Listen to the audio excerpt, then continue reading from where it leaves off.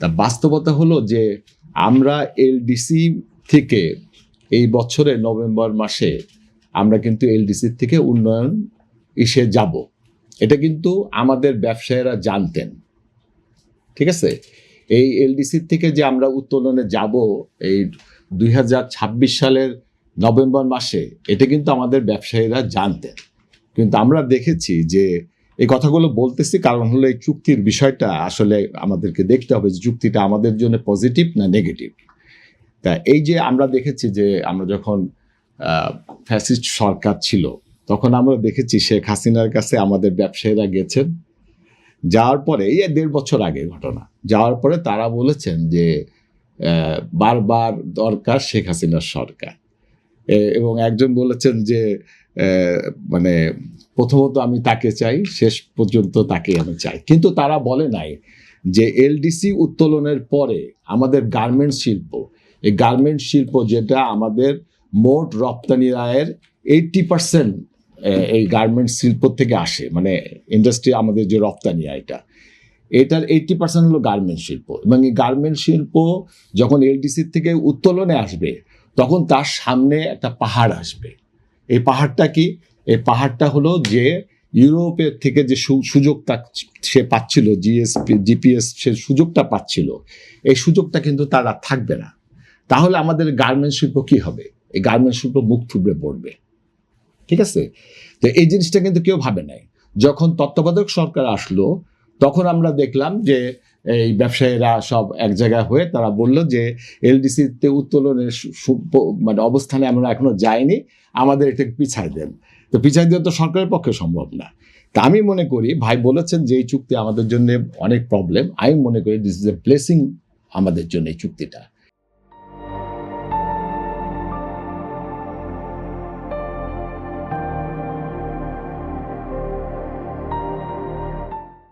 এই চুক্তি ছাড়া আমাদের গার্মেন্টস শিল্প মুখ থুবড়ে পড়বে। কারণ হলো যে আমরা জিএসপি সুবিধা না পেলে আমরা ভারতের সাথে কম্পিটিশন করে, কম্বোডিয়ার সাথে কম্পিটিশন করে, ভিয়েতনামের সাথে কম্পিটিশন করে আমরা কখনোই এই গার্মেন্টস মার্কেটে টিকে থাকতে পারবে না। সুতরাং প্রায় $1 কোটি আমাদের যে শিল্পটা, এটা মুখ থুবড়ে পড়বে, লক্ষ লক্ষ মানুষ কিন্তু বেকার হয়ে যাবে।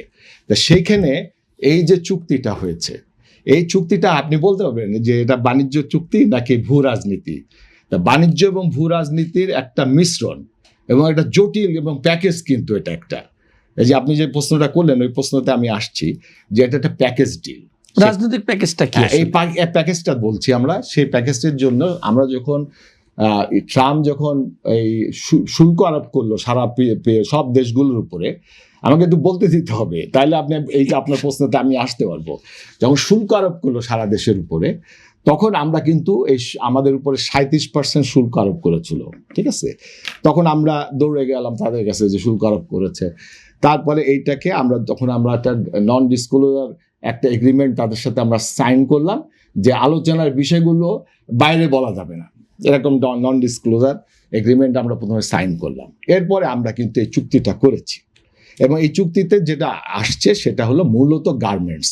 প্রথম হলো গার্মেন্টস, যে তারা বলেছে যে তোমরা যদি আমেরিকান তুলা এবং যেটা ফেব্রিক্স মানে ইয়াটা সিনথেটিকটা, এটা যদি তোমরা বাংলাদেশের ইম্পোর্ট করো তাহলে ওই আমেরিকান তুলা এবং ইয়েতে যে গার্মেন্টসটা তৈরি হবে সেইটা আমেরিকান মার্কেটে 0 ট্যারিফে ঢুকবে। এটা আমেরিকান মার্কেট কিন্তু উন্মুক্ত করছে আমাদের জন্য। ঠিক আছে, এখন যে এই যে উন্মুক্ত হলো, এখন আপনি বলবেন যে আমি তো সস্তায় তুলা কিনতে পারতাম ইন্ডিয়ার থেকে, আমি তো সস্তা তুলা কিনতে পারতাম চায়না থেকে। না, প্রশ্নটা ছিল যে ওখানে আসতেছি, ওই প্রশ্নে আমি আসতেছি যে মিলিটারি বিষয়টা আসতেছি। এখন মনে করেন যে আমি বলতে পারি যে আমি তো সস্তায় ইন্ডিয়ার থেকে তুলা আনতে পারতাম, কিন্তু আমি কেন আমেরিকার থেকে দাম দিয়ে তুলা আনতেছি? আমেরিকার থেকে আপনি দাম দিয়ে তুলা আনতেছে, এটা তুলনা করতে হবে আপনাকে যে আমি যদি ভারতের থেকে তুলা কিনি তাহলে কত টাকায় কিনতেছি এবং আমেরিকার থেকে কিনলে কি হচ্ছে। তা ভারত থেকে আমি এটা জাস্ট আপনাকে আইডিয়া দিচ্ছি যে ভারত থেকে যদি তুলা কিনি ধরেন 80 টাকা, ধরেন না শব্দ স্টাডি করা আছে 80 টাকা, ঠিক আছে। আর এটার উপরে যদি আপনি মনে করেন যে ভারত থেকে আনতে গেলে আপনার পরিবহন কম লাগে, তা 15 টাকা। আর এই জিনিসটা যদি আপনি আমেরিকার থেকে আনেন তাহলে এইটার দাম হবে 90 টাকা, মানে পণ্যটার দাম। আর এটার উপরে যেটা মানে দূর তো অনেক দূর, সুতরাং এটা ট্রান্সপোর্টেশনে আসবে 40 টাকা, তাহলে 120 টাকা। কিন্তু আপনি যখন এটা মার্কেটে ঢুকবেন জিরো ট্যারিফে, সেখানে কিন্তু 15% আপনি ট্যারিফ শুল্ক মানে সুবিধা পাচ্ছেন। সেই জন্য আপনি যদি আলটিমেট হিসাব করে দেখেন তাহলে এতে আপনার নেট প্রফিট হবে 5 to 7%। আচ্ছা, এখানে আমরা কি সুবিধা পাবো? আমি শুধু গার্মেন্টসের সেক্টরটা বলতেছি, তারপর আপনার মিলিটারিতে আসতেছি। এখানে কি সুবিধা পাবো আমরা? সেখানে হলো যে আমরা কিন্তু আমেরিকার বিশাল মার্কেট ঢুকতে পারবো, বুঝতে পারছেন? এখন $10 বিলিয়ন আমরা এক্সপোর্ট করি, এই এক্সপোর্ট চলে যাবে ডবল হয়ে যেতে পারে, কিংবা আরো $7-10 বেড়ে যাবে, ঠিক আছে। তাহলে এখন ওরা আর একটা চুক আমাদেরকে একটা বাইন্ডিংস দিচ্ছে। সে বাইন্ডিংসে তারা বলছে যে তোমরা যদি এটার পরে যদি আমাদের সাথে জ্বালানি চুক্তি করো, যে আমরা বলেছি যে আমরা 10 বছরে 15 বছরে আমরা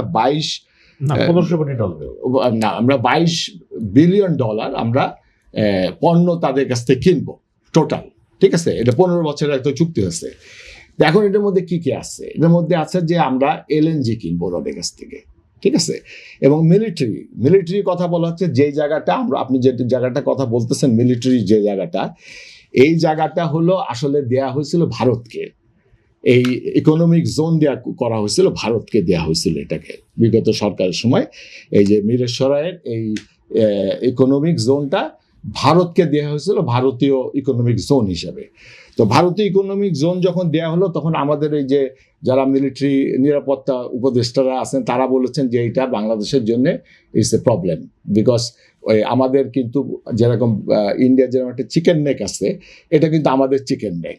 সুতরাং এইখানে ইন্ডিয়ানরা যদি থাকে, আমাদের প্রতিবেশী রাষ্ট্র, তারা ইচ্ছা করলে কিন্তু এই দুইটা মানে ডিভাইড করে দিতে পারে চট্টগ্রাম মেন ভূমিটাকে। তো সেই জন্য আমাদের অনেকে বলেছিলেন যে ভারতকে এটার জন্য না দেওয়া হয়, কিন্তু তারপরে গভর্নমেন্ট দিয়েছিল। কিন্তু গভর্নমেন্ট নেওয়ার পরে ভারত কি করেছে? ভারত কিন্তু এখানে ইকোনমিক জোনে বাংলাদেশকে G2G প্রজেক্টে 115 কোটি মানে টাকা তারা মানে ডলারের দিতে চেয়েছিল, যে বাংলাদেশকে লোন করবার জন্য অনুরোধ করছি। আচ্ছা, তাহলে আবার ফেরত আসি আমি, তাহলে যদি আপনি করেন না, আমার প্রশ্নটার উত্তরটা যদি আপনি না, আপনার প্রশ্নের উত্তর যেটা হলো যে এখন আমরা ওই জায়গাটা পরবর্তীকালে ভারতকে ক্যান্সেল করে ওই জায়গাটা বাংলাদেশ সরকার এখন ওখানে ইন্ডাস্ট্রিয়াল পার্ক করবে, defence industrial park. Defence industrial পার্কের জন্য বাংলাদেশ এটা বেবজা নিয়েছে জিনিসটা। এখন বেবজাকে সরকার দিয়েছে জায়গাটা ইন্ডাস্ট্রিয়াল পার্ক করার জন্য। এবং বেবজা এখন এখানে বলা হয়েছে বেবজাকে যে কোনো দেশকে সাথে তারা। আমার প্রশ্নটা ছিল আপনার কাছে, মার্কিন কোম্পানি বাংলাদেশে সরঞ্জাম সংযোজন বা অ্যাসেম্বলি করার যে প্রস্তাব দিয়েছে, এই বিনিয়োগের প্রভাব কি হবে? এই বিনিয়োগ আমাদের জন্য বেটার, আজকে আপনি ভয় পাচ্ছেন মার্কিন যুক্তরাষ্ট্রকে, আপনি চায়না কেন ভয় পায় নাই?